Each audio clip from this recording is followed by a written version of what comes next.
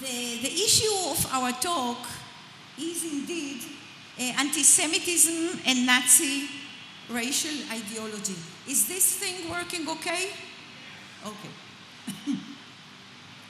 Now, I guess that all people sitting here do know something about Nazi racial ideology, and I don't have to teach them. This would be presumptuous, I would say. But let us take a look at it from the point of view of the influence and the impact that Nazi racial ideology had on anti-Semitism, not only at the time, but until today. And also, let us take a look, let us speak about Nazi racial ideology, but from today's point of view, or educators' point of view. First, let me try and define what is this Nazi racial ideology. If you did not find the book that sums this up and tells you in a well-organized way what it is, please don't feel guilty, because there isn't really such a book. Certainly not one written at that time that gives you the principles in an orderly manner, in a well-organized manner, the principles of this ideology. There isn't such a thing. And why is that? Because it was made up out of many sources. It was made up from some sources, even in medieval times, some writings of a nun, and it took from fascism, and it took from the Teutonic tribes. It took from many sources and put it all together. You know, we had, when I was a student, we had a professor, his name was Uriel Tal. I don't know whether you have read about him or knew his writings. And what we call in Hebrew an Ilui, someone who really not only knows everything, but goes deep into everything. And he was one of our first teachers. As you have heard from Michael Marus, in the universities, they didn't teach us in the 1960s, in the middle of the 60s. He was our first professor. And he taught us about Nazi ideology and the racial ideology. And you know, when you are young, you're more chutzpahdik than you should be.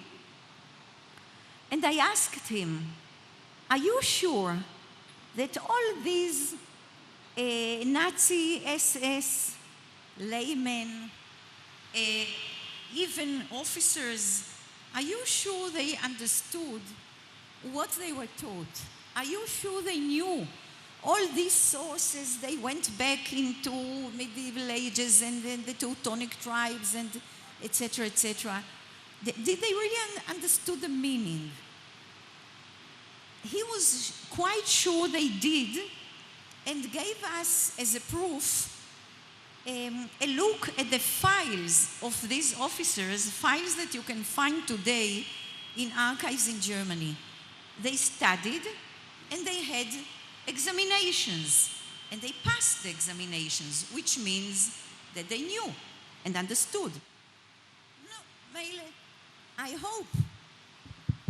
hope all the students who really write something in the examination copybooks really know what they were writing about and did not forget it the moment they leave the classroom where they had the examinations. I think that this is why this is a clear-cut ideology. I think that the Nazi high echelons understood themselves that they cannot sell, they cannot transmit, they cannot teach an ideology that is complicated, that has many sources. They would like to have something clear-cut, black and white. showing the world as clearly as possible. And only this way it would work. So I would say this is the first characteristic. It's being... Huh? What's wrong? Can't hear you. Okay. מה קרה? הם לא שומעים.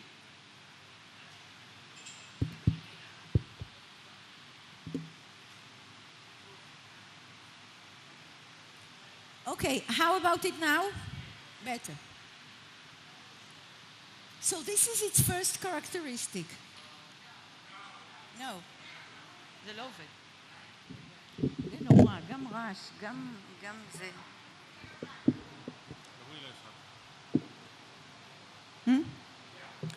Okay, let's try again. That's it. So first characteristic is it's being so clear. And please, we said that we would look at it from today's eyes and through the eyes of educators. Please beware of anyone who tells you that things are black and white. They are absolutely clear. He has all the answers. Certainly, when you teach it or when you look at anything that tells you so, please take care and make everyone in your surrounding take care of clear cuts. Second point is, and this is something that was not known at the time, and this is one of the reasons that the Nazis had their way. It was an ideology. It was written by Nazi ideologies. It was taught to the staff. In a simpler way, it was taught at schools. A lot of effort was given to teaching it at schools, to producing materials, to producing movies, to transmitting it to the audience, the potential audiences. But it was an ideology that by its nature, and I'll try to show that, by its nature was meant to be carried out, was meant to be put in practice, and not left on paper or in movies, thank you so much, or in movies or in classrooms. It was meant to be carried out. And this point was part of their success, because during certainly the 20s, but also during the 30s, when people outside Germany read about it, talked about it, it did not seem as anything serious. It certainly did not seem as anything that would really be carried out, or that was meant by those who taught it, or wrote about it, or spoke about it, public speeches, classrooms, etc., to be carried out. And since there was no such suspicion and no such being on your toes that it is meant to be carried out, there were no precautions taken. It was not taken seriously, and everyone said, well, many regimes say this and that, many ideologies say this and that. Once they are on their chair, once they have the responsibility to run a state, okay, they forgot what were the extreme slogans they came up with before, and now they will be in line, they will be more moderate, etc. This did not happen, as we all know, and this is certainly another point to be taken into consideration. There was an attempt to know, or to try to find, how many people read Mein Kampf before 1939. Okay, and the results were that almost no one read Mein Kampf before 1939, certainly not outside Germany. First of all, it is a long and boring and badly written book, that's for sure. Also, Hitler never wrote himself, he always dictated. His German was nothing to write home about. And the lady he dictated to, who was, as you know, Wagner's daughter-in-law, she improved it. But still the result wasn't too good. Churchill read it because he was out of office at the time, so we had some time to read. And David Ben-Gurion was in 1934 on a trip to Poland, and the train stopped somewhere in Germany. And they went off in the station, in the train station, and then he wrote in his diary. He wrote every day diligently in his diary, and he wrote. He was traveling with a person much less known, Sprinzak, later the Speaker of the Knesset. And he said, I bought Mein Kampf. Sprinzak bought cigarettes.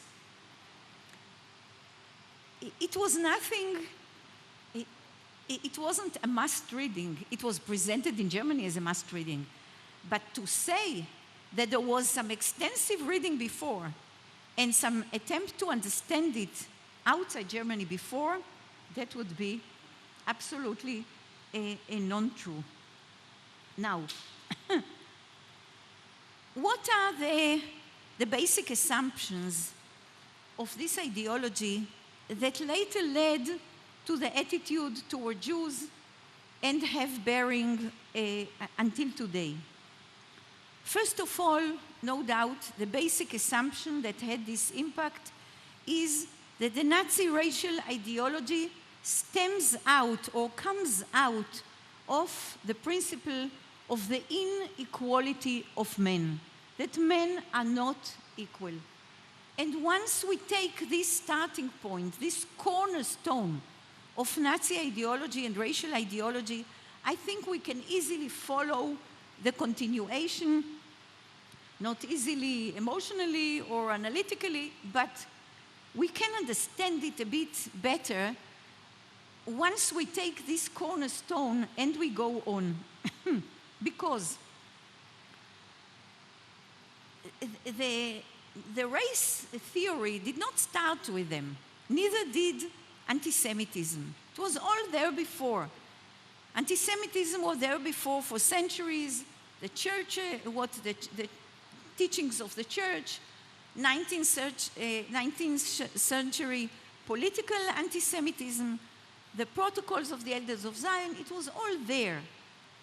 The racial theories also began during the 19th century, and they were the embodiment of the white man going out of Europe to the world, seeing other races, and making his observations and his thoughts about the other races. It was all there. But what did they do? I think that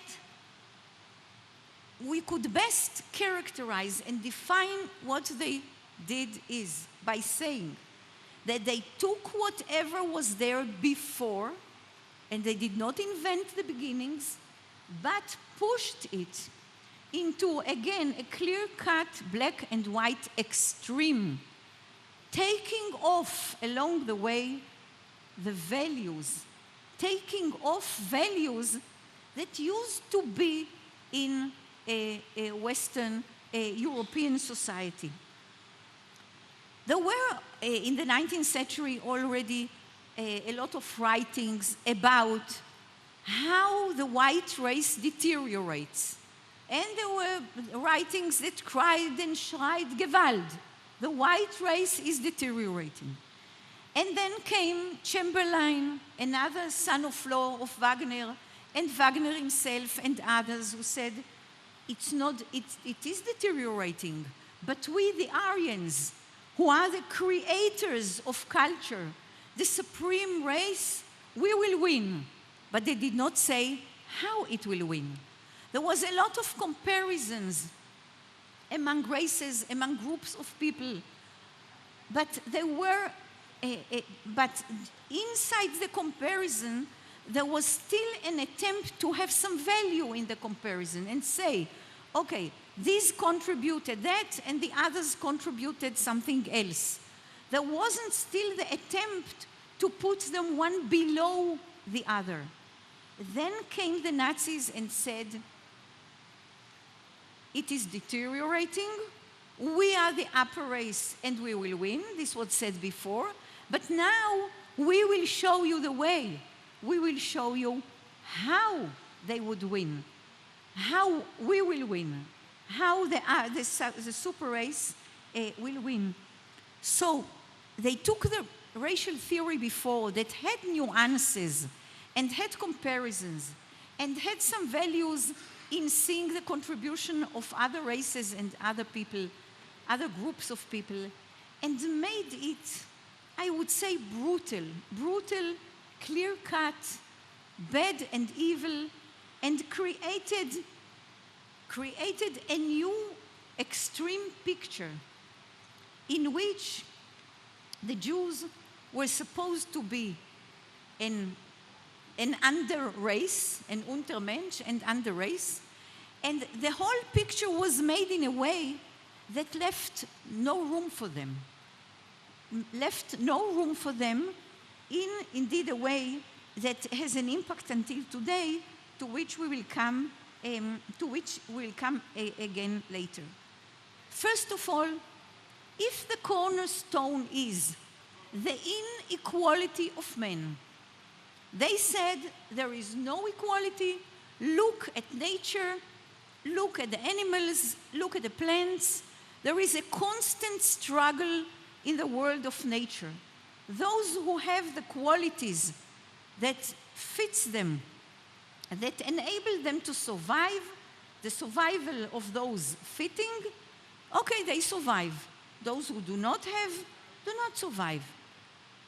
Now the Nazis took it from the world of nature into the realm of humanity. And what they said was, okay, there is not only, there is no inequality of men, there is a constant struggle in humanity. And struggle is the key word, not peace. Peace is a term that we should discard. We shouldn't speak about it. Struggle. His book, Mein Kampf, My Struggle, he took it from Wagner, who was his, Wagner passed away a number of years before Hitler was born. But still Hitler took him as his mentor, as his spiritual father. He went to all his operas since he was 12. He was bewitched by the operas. He knew them by heart. During the war, he went to Bayreuth to listen to them. He said that Wagner is something divine, and his music is my religion, that he showed him his way. Let me just finish this point. Why and how did he show him his way through music? How can music show a political way? He took from the operas, he took, as he understood it, the continuity of German history, the unity of German history, values from the Teutonic tribes, such as courage, loyalty, being loyal to a leader, etc., manlyhood, etc., etc. For him, Wagner was the mentor. So he took the mein Leben, my life of Wagner, and turned it into my struggle, Mein Kampf. So struggling is the key word. And there is a hierarchy, not only in nature, where the stronger is up and the weaker is down. There is hierarchy inside humanity, and it goes this way. First of all, you fight in the struggle whatever takes you to equality, that preaches equality. And who preaches equality? The Jewish people. I would say this is definitely to the credit of the Jewish people, that the Nazi ideology thought that Judaism is the source of all equality. First of all, because it is the mother, it is the first monotheist religion, the religion that believes in one God. The Jews were the first to believe, more or less in one God. You can argue that in Egypt they had a supreme God, one God only, and then came Christianity and later the Muslim Islam, the Muslim religion. So Jews, for the Nazi ideology, were by nature the source of all evil because they introduced equality. The first religion in which every person is equal to everyone else and is equally entitled to the grace of the God. If you do this, this, and that, you will be in God's grace, in his good, warm hands. Then they are certainly responsible for the liberal theories, for socialism, for democracy, capitalism, certainly capitalism, all the theories in which equality is the basis, or for which equality is the basis. Judaism for them was the basis of all equality, and as such a deadly enemy, because it cannot, for them, Nazi regime, Nazi goals cannot be achieved unless inequality is put fully into the world, and the Jews are in the way. Again, I would say this is certainly not only to the credit, this is quite a compliment, but it didn't help us much. So they built a whole structure in which Jews and others, also in other inferiors, do not have a place. One race above the other. I'll mention this, of course, in this to this audience just in brief. It's the Aryan race and related to him, such as the Nordic nations, the British, the Danes, the Dutch. Then come the Latins of all nations, from the French, the Romanians, Portuguese, Spanish, Italians, etc. Then come the Slavs below them, and below them, outside the ladder, below this ladder, come the Jews and the Gypsies. So, if the Nazi ideology says, not only will we win, but we'll show you how we will win, okay? And you have such a ladder, then Jews are not only a source of equality which opposes you, but they are also, by their very being, biologically, they are against you. They are the opposite side. They are the opposite side that you have to eliminate. Not only that, Nazi racial ideology made the strongest possible connection between the inside of a person and its outside, between qualities, character of a person and the way he looks. Because what did they say? The Aryan race should be tall,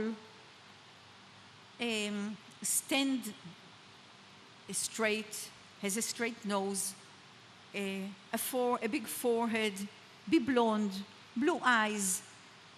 When you look at the Nazi high echelons, this is not exactly the picture, okay? They had just one.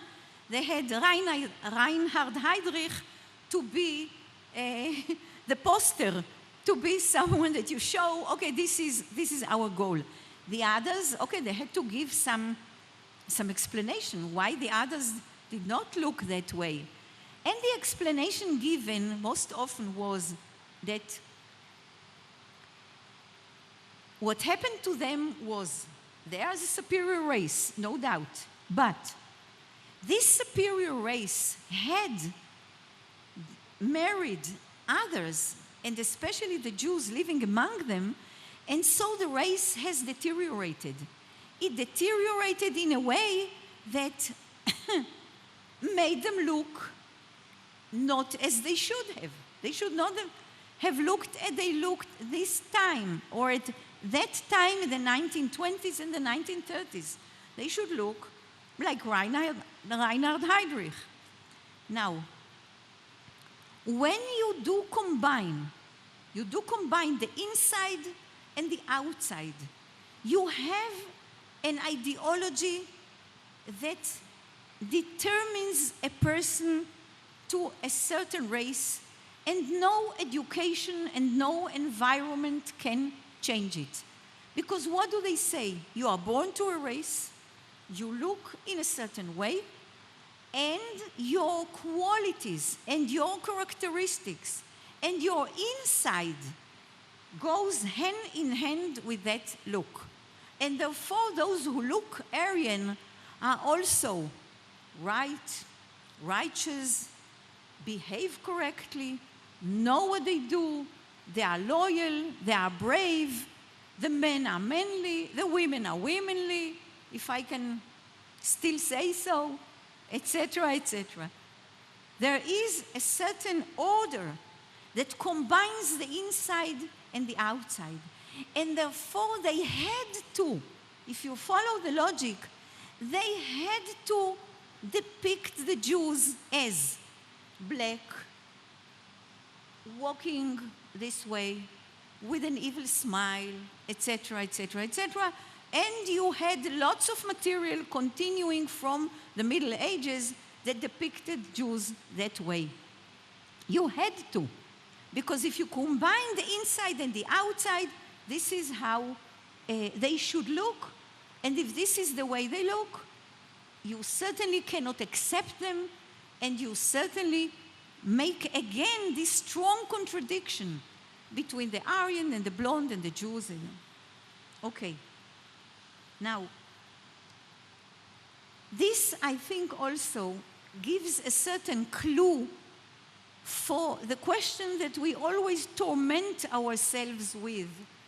And this is why they had, if they had, to kill, to come to killing, to come to actual killing. And this is, I think Michael Marus again put it beautifully when he said that we don't know the answers, that Primo Levi comes to a class and they say, okay, why, please tell us why the Jews were killed. Why did they have to do that? And he says, I don't know. And he said it from the bottom of his heart, and his sincerity, being an honest person, I don't know. But perhaps let us try and find a clue here. Because if you say that a race is a biological notion, it's biological. It's not philosophical, it's not theoretical. This ladder that you all know of, Aryan, Latin, Slavs, Jews, and Gypsies under, okay?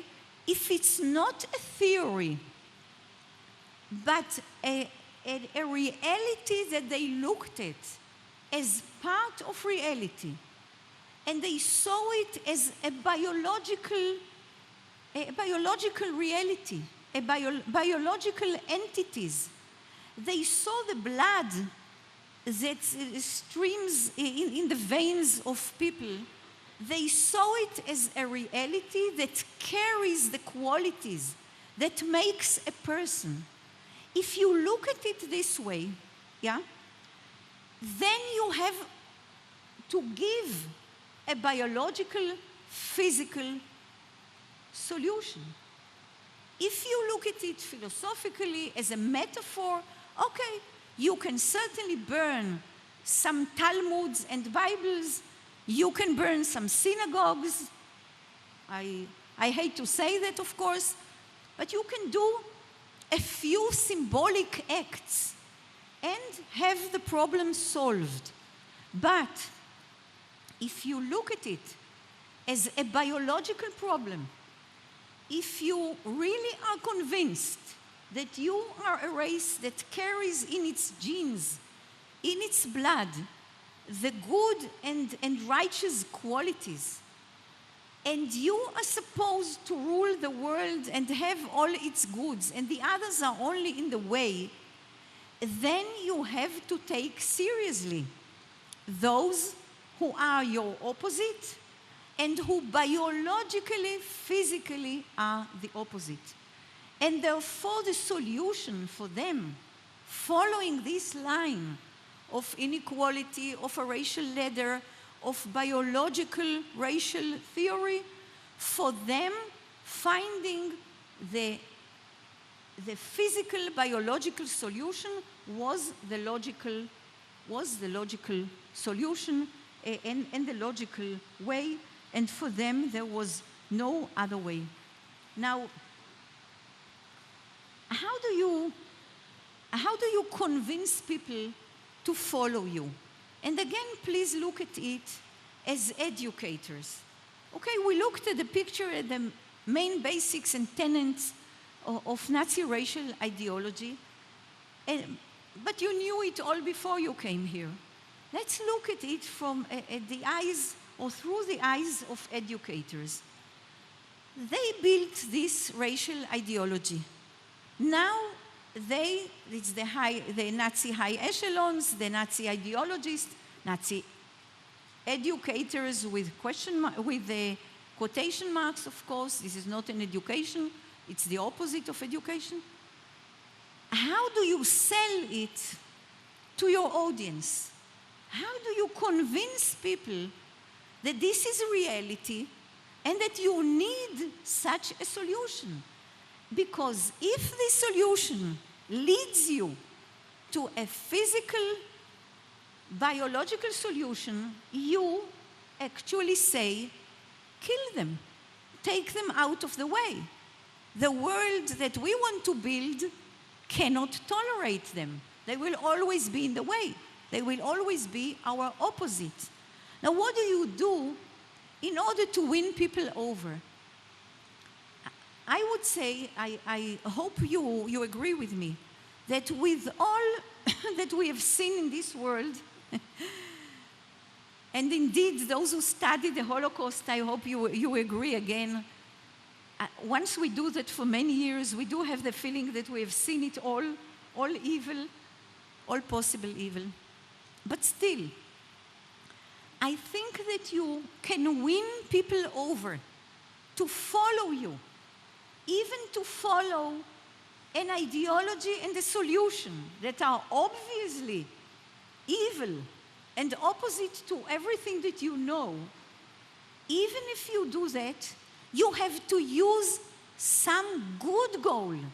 You have to win them over by the good. Otherwise, you cannot convince them. You cannot come to a whole nation. You cannot come to people, to groups, to individuals and say, okay, that's the situation, let's go all out and kill them, without giving a reasoning or an authority or adding an authority that you enlist for your goals. Otherwise, you cannot win people to your side. Now, what did they do? They actually turned the Nazi way of thinking and the racial ideology into a kind of religion. They presented it as a religion, asking in some ways, some very central ways, for the authority of the Almighty to support them. First of all, Nazi ideology, as all religions, explains the past, because it says, why did this and that happen? Because there was a mixture of blood in the races, and there wasn't a correct keeping of the ladder of the order of races as it should be. This happened in the past. That was wrong. Okay, you have an explanation of the past. Then they say, this is the present. Let's look at the present. This is the picture. And then they give you a vision for the future. Again, as all religions. They give you a theory that shows you a way for the future, a good one, a correct one, again, as all religions do. If you do this and that, then the world will be saved, Who is the savior? Of course, it's Hitler. He is showing you the way. He was appointed. He was appointed, as you may have noticed, not to a limited time in his office, as every formal office is.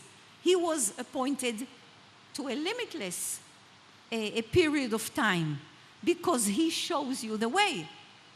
Now, how was it expressed in life?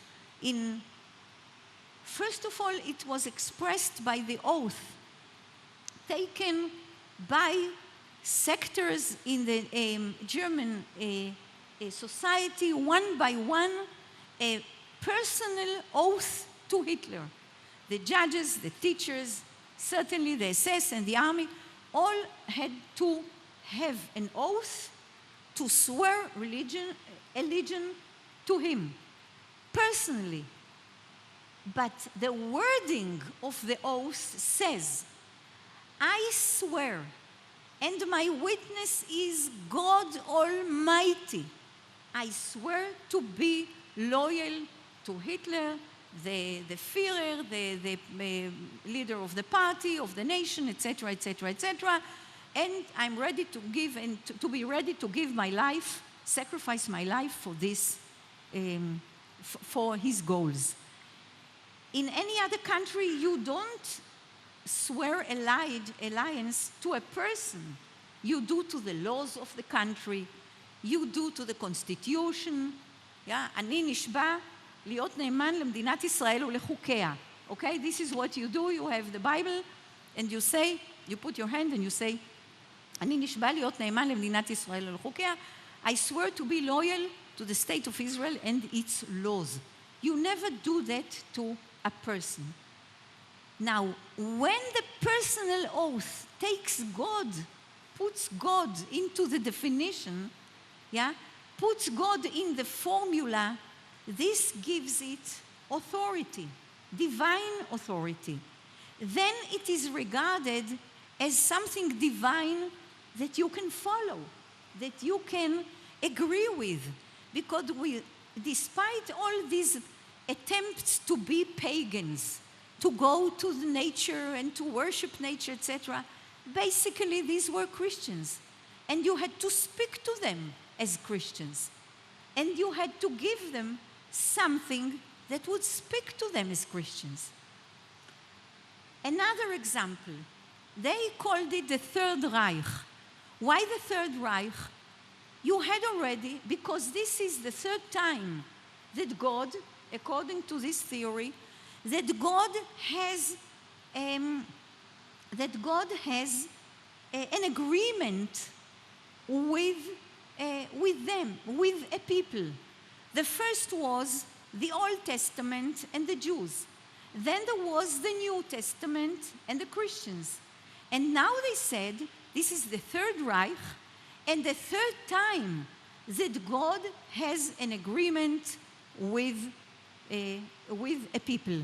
We are the Third Reich, and they say, they translated from the New Testament, and they said, when it says that the kingdom, the heavenly kingdom, is inside you, מלכות השמיים היא הינה בתוככם. The heavenly kingdom is in the very inside of you. What did they say? That the heavenly kingdom is translated by them to something earthly, something biologically. They are the heavenly kingdom put on earth.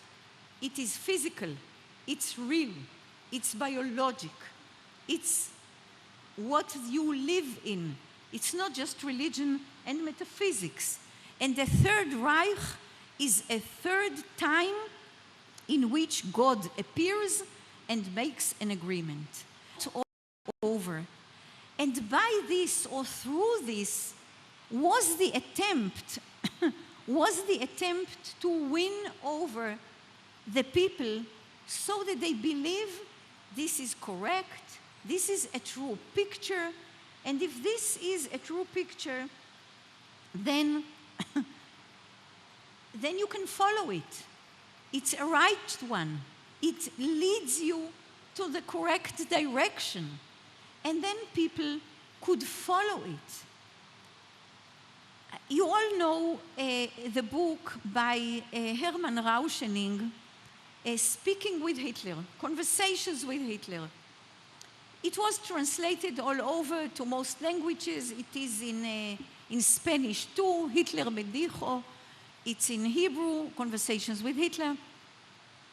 An intelligent person with good education coming from an aristocratic family, the president of the Senate in Danzig, and Hitler trusted him, and Hitler indeed spoke to him.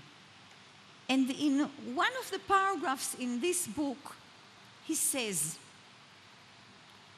when Hitler came with this, Hitler and the other Nazi ideologists and theorists came with this, at the beginning there was, I had reservations, I had suspicions.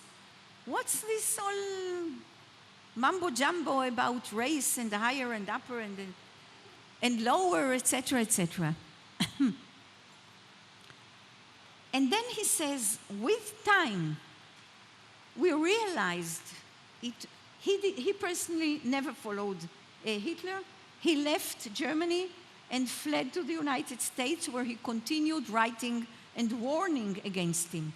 But he understood and wrote down the way Hitler was enticing the people and trying to win them over. And he said, with time, we understood that he's taking us up from the position we found ourselves in after World War II. And not just taking us up, but showing us a political way, a way that seemed to be right. And if walking down this road that he made, or that he showed, you had to do some wrong here and there. Okay, so you had to do some wrong here and there. But personally, he said, I never associated the resurrection of Germany and its becoming again a proud nation with people being chased in the streets in their pajamas at night, rounded up and taken somewhere, I don't know where. So he was not convinced. Many others were, and they found it, they found the way to join or to be at some peace with themselves through Nazism becoming a religion and Nazism showing a way. Now, when they came to power, and this is again something that we look at it from our today's perspective, I think, every day. When they came to power, who were the Nazis? They were a bunch of no-ones who came from nothing, from the lower parts of sections of society. No, many of them no education, many of them from poor families. To say nothing bad about poor families, but they did not have the means to get education, a proper one. And the general hope was that they would fall down after a certain time. Such a regime, such an ideology, with such a leadership should fall down, because how can they hold? How can they manage? But from one year to another, they, as you know, got stronger, got more territories, got more financial means, etc., etc. They grew stronger and stronger. And so I would say, I don't know whether you thought about it this way, but I would say the Nazi Party surprised itself with its achievements, politically, territorially, and by the way they got hold of society.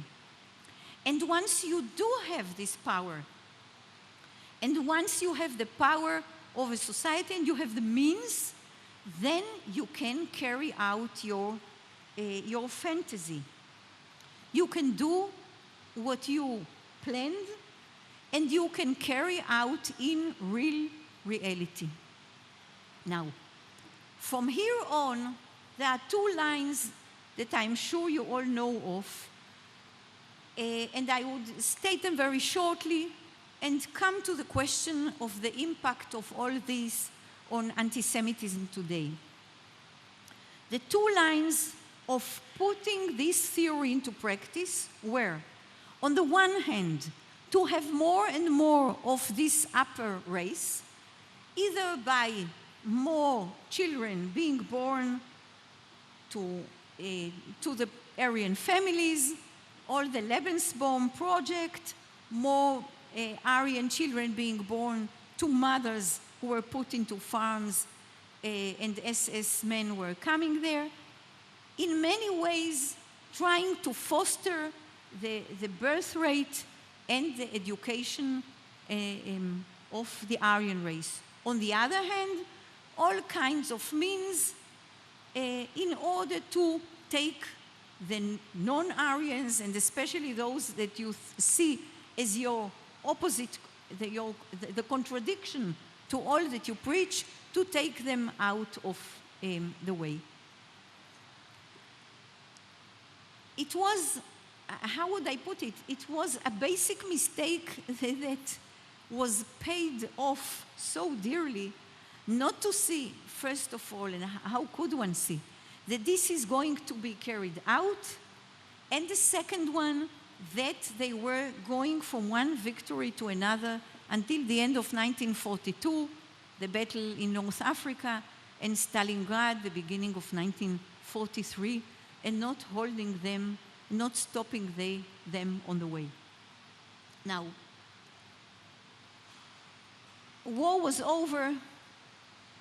The Holocaust should have been finished. 1945. Can we now treat all this as a part of the past? That was an ideology that no one who was raised on equality and on liberalism and democracy, etc., can accept. The democratic world won. This should have gone out of the map, out of the world, and be treated as history, and that's it. But, first of all, as many Jews felt right after the war was over. The war was over. But the Holocaust, or the killing of Jews, was not over. During the second half of 1945, and until the end of 1946, killing of Jews continued. Jews who came back, survivors who came back to their homes, trying to find some relatives, who came home to see if there is anyone alive, if there is something, if not the home itself that was already taken, but some things that they could have taken with them as memories. There were, according to the estimates of the Haganah, who put branches from the land of Israel, put branches of trying to protect and to bring arms to Jews so that they protect themselves in Europe right after the war, that were at least 2,000 Jews being killed in the first half of 1945 and the beginnings of 1946. So it was going on. It was going on, and it took quite a while until Europe stabilized and these killings stopped. And not only that, during the 1950s, during the 1950s, even the 1960s, Nazi ideology as such was considered evil incarnated, something that a proper person does not touch. But since the end of the 60s, we are witnessing a resurrection is too strong a word, but a repeating and a coming back to sin of principles that have the roots in Nazi times and Nazi ideology, but in a different form. We see, first of all, and this is one of the strongest principles and tenets today of anti-Semitic writings, we first see the principle of Jews and the Jewish people trying to control the world and to have their way. It isn't really clear what is to have the way, but what started with the Protocols of the Elders of Zion, that were a basic book in Nazi Germany, in schools. You had a version for kindergarten, you had a version for elementary school, you had a version for high school, and you had a general version. It was a booklet, it's very small, that everyone had to relate to. Everyone had to know about an inner truth. When Rauschening, the same Rauschening we spoke about, tried to talk to Hitler and tell him that it's a sheer nonsense. How can a people that on one hand you seem to look at as if they were the lowest and the most and the weakest and the no good ones, how can you afraid that they would come and control the world? And Hitler said, okay, perhaps factually or legally, this book is a falsification. It's just an invention. Okay, I can accept it. But I see in this an inner truth. I see in this an inner truth. And this is that the Jews are our contradiction. They are our opposite side. There is no room in the world for both of us, for both the Aryans and the Jews. Now, this is over, okay. We are living today. But this inner truth that he saw in the protocols is still being believed. And the main principle is still today that the Jewish people, Zionism, is trying to get hold, to control, to manipulate. And you can see it in every part, in every writing of anti-Semitic writings today. You can see protocols being translated still. They have been translated into dozens of languages. There are new editions. And since this is a fabrication, this is certainly an invention, there are no copyrights. The protocols have no copyrights. So everyone can write one. Everyone can write his own version. And this is one of the secrets of its popularity. You can write it the way you want and present it the way you want, but it is still here. It is not over, and its use is not over, and its impact is not over. Another matter that is not over, and unluckily we can see it, is this depiction of the image of the Jew, perhaps not physically anymore, because this nonsense of combining the inside with the outside of a person is over. But the belief in certain characteristics and in certain traits, negative ones, that are there.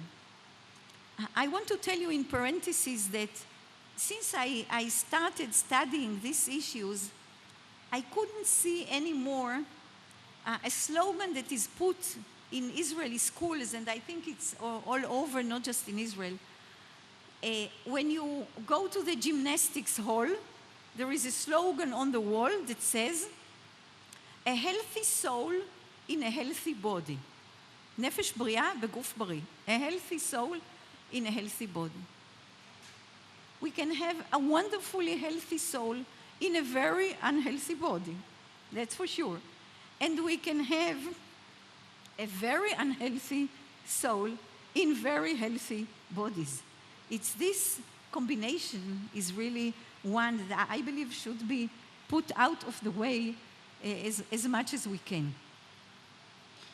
But the second principle that is still here And again, in Tel Aviv University, we are trying to monitor anti-Semitism worldwide for the last 20 years. And in recent years,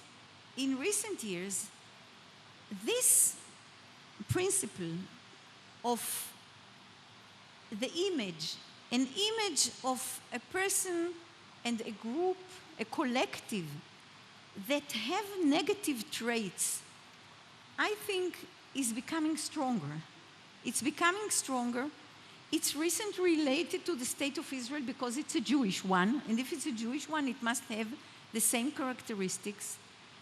It does not go away, and it did not fade away. And it is still there, and you can see its roots from the former times, and you can see the impact of the roots of former times, both Christian, Nazi, etc., all told and depicted in many ways, caricatures. Take, for instance, this is today, today we live in a world where the written word is becoming less and less important, and the visual, the picture, what you see, certainly on your personal screen, becomes more important and more appealing and more directly carries a message. And therefore, the role of caricatures in anti-Semitic literature, in anti-Semitic activities, the role became more central. Jews, in most of caricatures that come, for instance, from the Arab world, but also from Greece, sometimes from South America. There is a Brazilian caricaturist, a very gifted one, a very gifted person, Latuf. He converted to Islam, and this Latuf and others depict a Jew the way he was depicted dozens of years ago.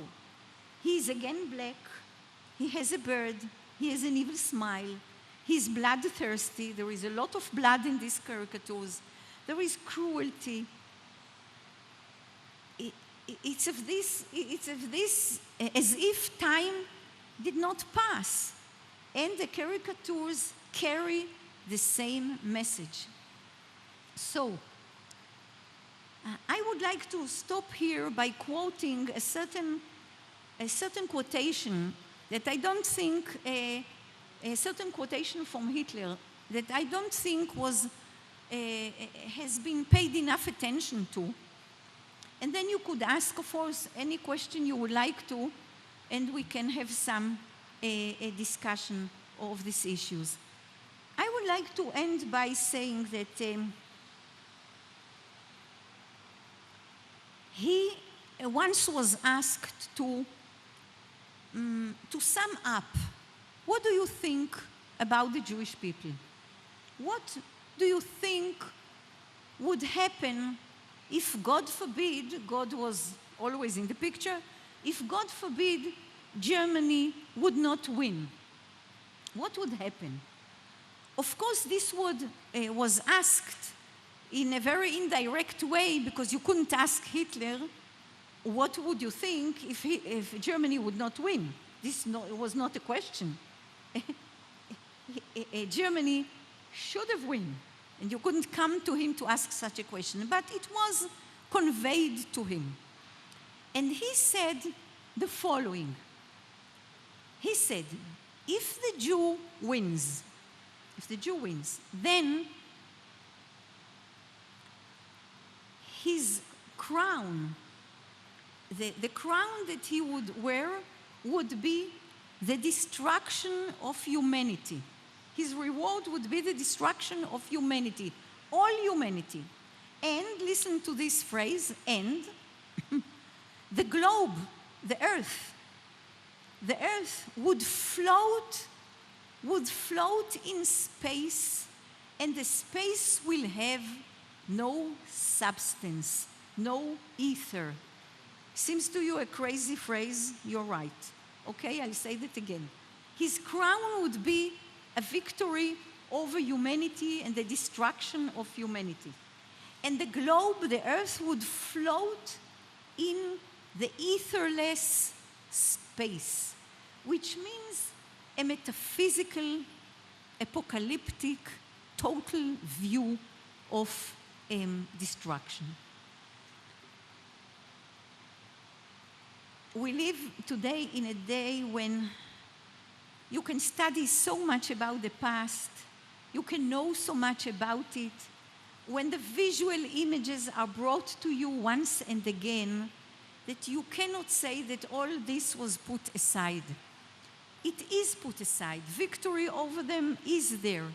But principles and images just change but exist and go on, and we have definitely to face that. And as educators, as you are, you certainly have to face it, not to run away from it, and face it with all the opposites to it, all the opposites that you can enlist in values, in equality, in seeing in every person a person equal to the other, and not following any of these, even if they are sometimes very luring. I will end with the following anecdote. A place to study a year or two and enrich themselves with knowledge about a variety of topics. And we came to teach about the Holocaust. And I showed them, at the beginning of the course, I showed them Leni Riefenstahl's movie, The Victory of the Will, whom many of you know. She was Hitler's film director, the favorite one, most favorite one. She was a terrific film director. You can think about her as a Nazi, etc., a terrific film director. And this movie is exemplary.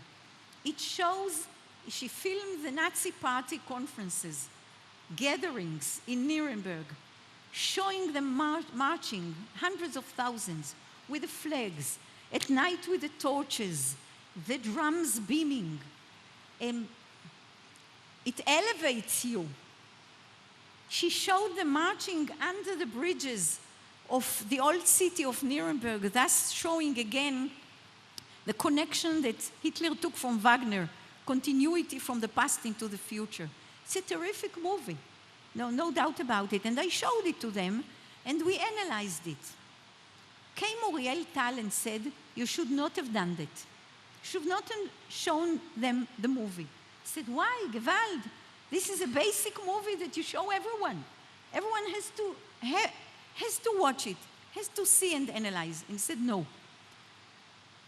You should have at least showed it to them only at the end of the course or at the end of the year, because, and this is my point, a point to you as educators, I don't think that one should teach the Holocaust at an early age. I know I'm in a minority, not in kindergarten, not in elementary school, only when someone is at least bar mitzvah, bat mitzvah, 12, 13, 14, when terms of good and evil start crystallizing. And Uriel Tal said, you see them, and the officers saw them.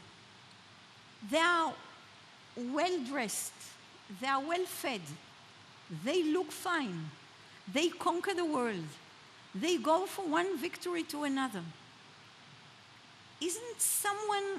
Can someone think in his heart, without even uttering that God is indeed on their side, okay?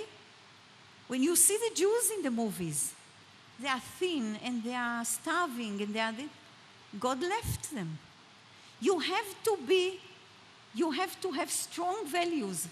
You have to have a strong identity in order to face that and to understand where stands what. What is the black here and what is the white? You have to have a strong identity, strong values, strong and good education in order to face that. And this is all up to you. Thank you.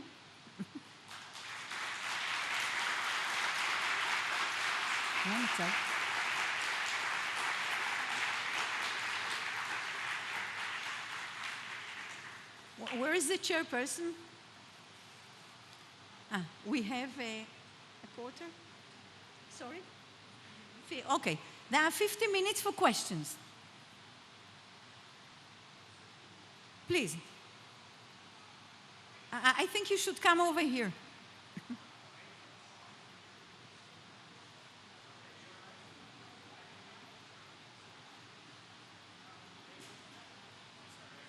Please. I was curious about the Third Reich. When you said the Third Reich, the first and the second ones, referring to the Old and the New Testament, was there no reference to the Charlemagne or Otto? Yes. Weren't they the first and the second Reich as well, or are they two different interpretations of these three Reichs? Okay. Thank you for the question. Yes, the political First Reich, the great Karl, was the first one. That was the First Reich. Then came Bismarck and had the second one. And then came Hitler and gave the third one. On these party large gatherings, there was a postcard being sold. And many people bought a card and wrote a few words, and sent it home to show they took part in the party gatherings. And the postcard showed King Karl the Great, and then Bismarck, then Marshal Hindenburg, and Hitler. All four of them were on the postcards to show the First Reich, the Second Reich, and the Third Reich. My point was not the political one, not the continuation that it took, as we said, from Wagner. And Nazis went a long way to show that they are part and parcel of the German nation and the German history. The point was not the political one, it was also the religious one. There was a First Testament with the Jews, God cancelled it, it was wrong. Then a second one with the Christian, it is still with us, we are taking from it. And the third one is the Third Reich. So it was both political and religious.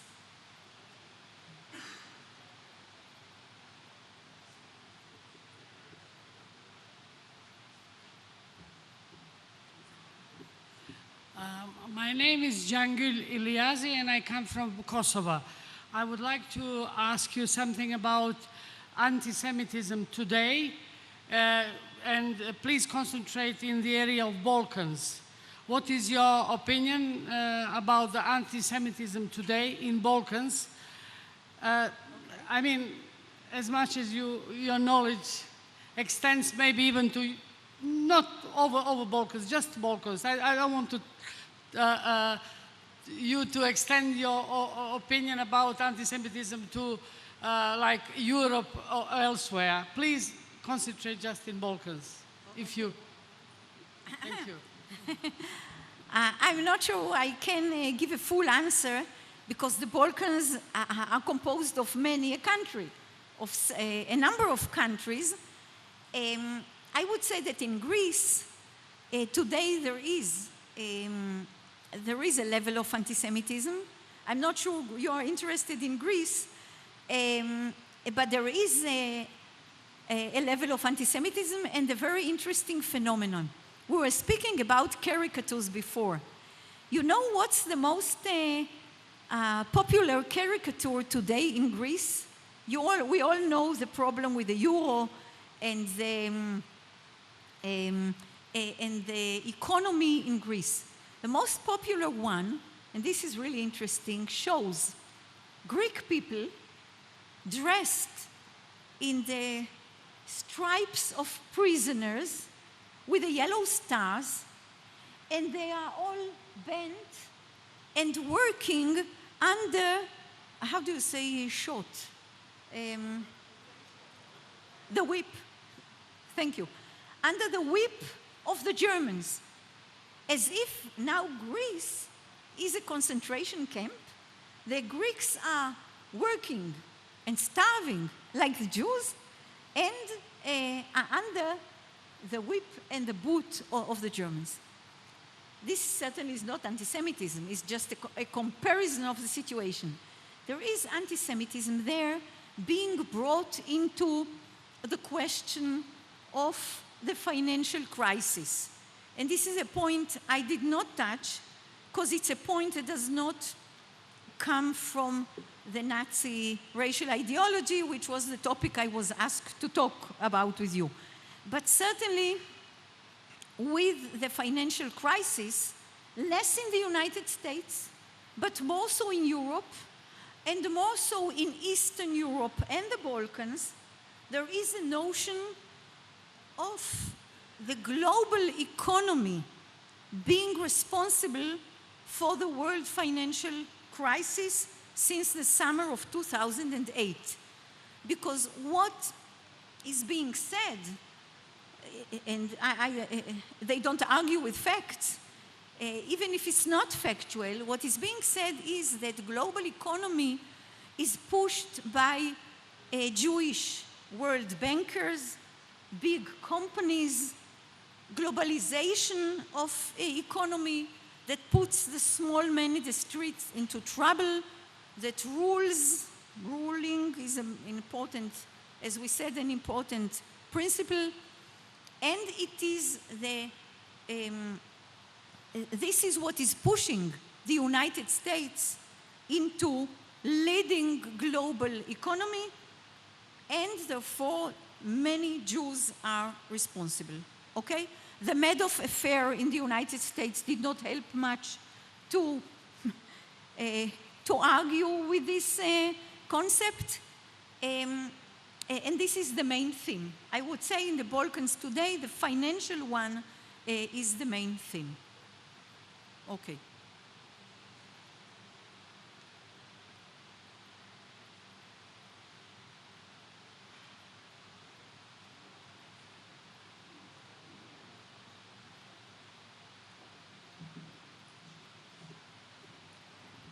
My name is Anna Spitzkowski.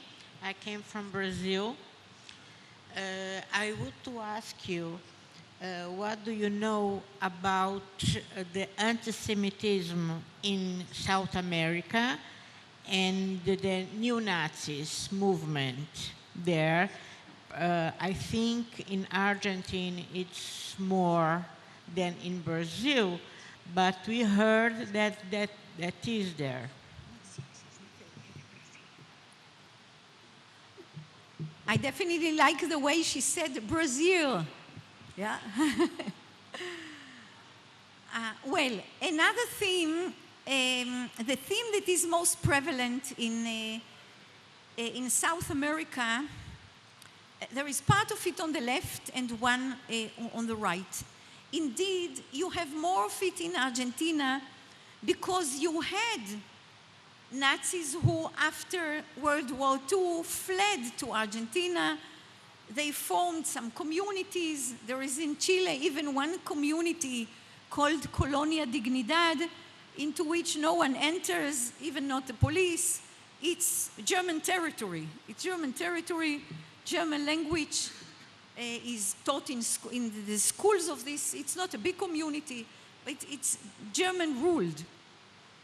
So they brought some principles and an atmosphere of propaganda that is evident in Argentina and was certainly evident during the time of the generals and how do you say that, la guerra sucia, the dirty war that the generals led in Argentina, the times of people disappearing and the tortures, etc.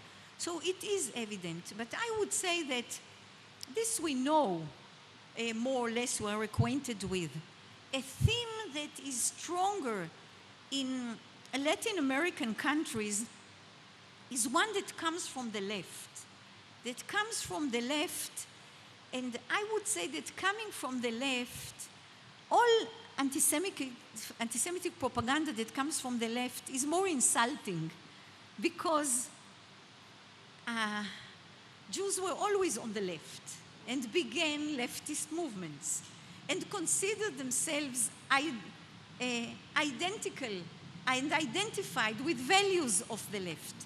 But what the left today says is that Israel is part of the United States, as in the financial theme, that Israel is with and the Jewish people is behind the United States. The United States is the capitalist power that hurt South America financially, historically, exploited it. And this is the theme that you see, unfortunately, most. I also would like to say that there is a very strong Palestinian community in South America. In Chile, there are now close to 400,000.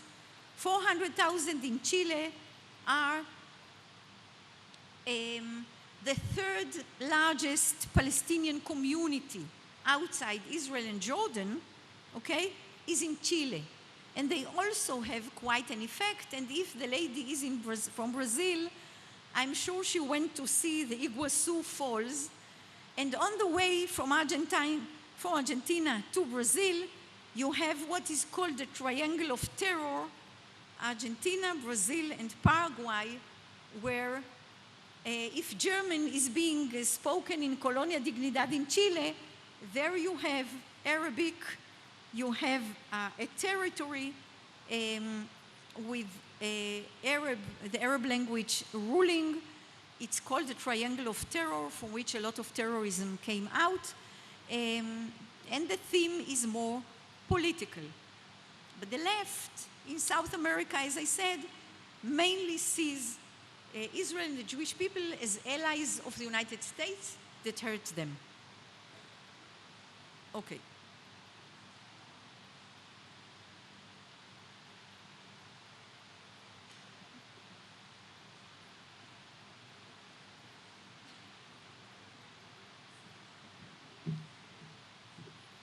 Hi. This is a question that has been plaguing me for a while, and it goes back to your talk about Nazi ideology and how the people that bought into it maybe weren't well educated and they were from the poorer sections. Yes, so how can we explain how for instance, the Nazis that were at the Wannsee conference had doctorates and were well educated? How did they buy into this? Yeah. That's my question. Okay. Yeah.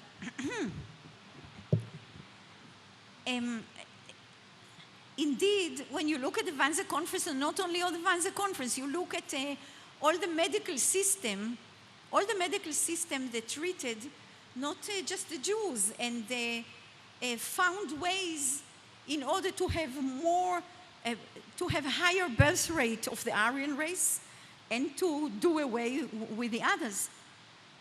And the doctors, the medical profession had a very central role.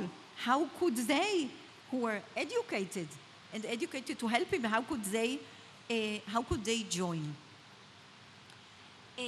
When I was speaking about the ideology and the SS lower echelons, the Wehrmacht, we all know, looked down at the SS and said there are no goods, no education, where did they come from, etc., etc. We came from the generals and the high officers of the Wehrmacht. We came from good families, from education.